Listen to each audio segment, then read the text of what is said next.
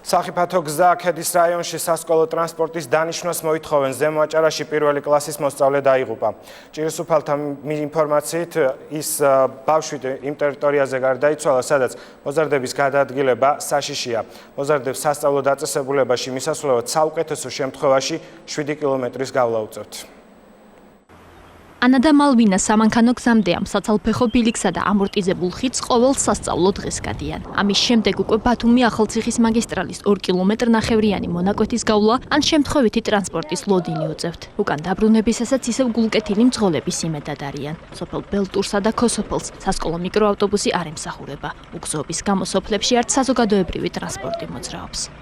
გამოვდივართ, ველოდებით ამოდენი ხანი. მაგრამ ამ სიტუაციებში არ ვიცერებს. 1 საათი მინიმუმ ველოდებით სკოლიდან გამოვდივართ, რომ წვიმს მოსაცეში ვდივართ. არ აჩერებს ის მარშრუტკა, რომ 10 ბავშვი აიყვანოს, იმას უნდა უფრო მეტად გზავრი ფული აიღოს და ჩვენი ბავშვები ხან ფეხით მიდიან, ხან რაღაცა სწავლობენ. დამპალია ხიდი, ჩვენ თვითონ დიდებს გვეშინიან.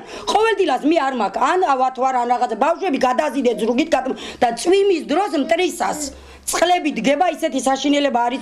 ამ ორი სოფლიდან ქედის რაიონის სოფელ დოლოგანის სკოლაში 10 ბავშვი დადის. რამდენიმე დღის წინ მომხდარი უბედური შემთხვევის შემდეგ მშობლებს მათი მარტო გაშვების ეშინიათ. პირველ კლასელ მირანდა დუმბაძეს სამარშრუტო ტაქსი ამ მაგისტრალზე მაშინ დაეჯახა, როდესაც სკოლიდან სახლში ბრუნდებოდა. გზა არ გვაქვს ჩვენ რაც მე ამდენი 35 წელია მოსული ვარ, მე აქ ხეირანი გზა არ მოსულა. ამ უგზობის გამო ყველაფერი ხდება, ეს ავარია მოხდა იმის გამო რომ მარშრუტკამ არ მიემსახურა ამ ბაღნებს. პირველ კლასში გავაგზავნეთ წელს საუბედუროდ. ხიდი გაკეთდეს და რაფიე ზოში მოვიდეს და ჩემი ბავშვები, ეს სამი ბავშვი მაინც გავზარდო ისე რომ მათ დამაყარო გულზე, მე კი აღარ დავაყარო გულზე მიწა.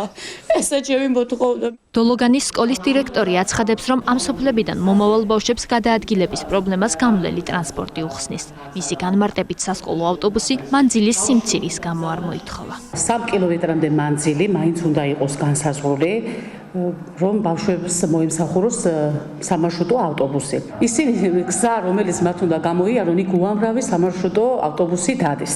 და არ იყო საჭიროება ეს ბავშვები ფეხით არ დადიოდნენ. განათლებისა და მეცნიერების სამინისტროში განმარტავენ, რომ სასკოლო ტრანსპორტი რთული რელიეფის ან 2 კილომეტრზე მეტი მანძილით დაშორებულ სოფლებში ინიშნება. მინისტრის მოადგილისთვის გაუგებარია, რატომ არ მიმართა ამ მოთხოვნით სკოლამ რესურს ცენტრს.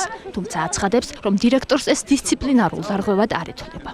შეიძლება იყოს მოკლე მანძილი, მაგრამ რთულად გადაადგილება იყოს საჭირო, ასეთ შემთხვევაშიც ინიშნება ტრანსპორტი, ამიტომ ჯგუფი ყოველთვის ადგილზე მუშაობს. უმეტეს შემთხვევაში ტრანსპორტი ემსახურება ისეთ სკოლებს, სადაც დაცილება სკოლასთან 2 კილომეტრი ან მეტია. უნდა ყოფილიყო სამეურვეო საბჭოსთან ერთად განხილული პრობლემა და საერთო გადაწყვეტილება მიღებული, რომელსაც შემდეგ უკვე სკოლა წარმოადგენდა. როგორც ჩანს, ადგილზე არ იყო ასეთი გადაწყვეტილება მიღებული. მოუწევთ თუ არა ბავშვებს ახალ სასწავლო წელსაც სკოლაში ფეხით სიარული ჯერ კიდევ გაურკვეველია. ქედის რაიონის რესურს ცენტრში ბელტურსა და ქოსოფელში სასკოლო ტრანსპორტის დანიშნაზე განაცხადი ამ დრომდე არ შესულა.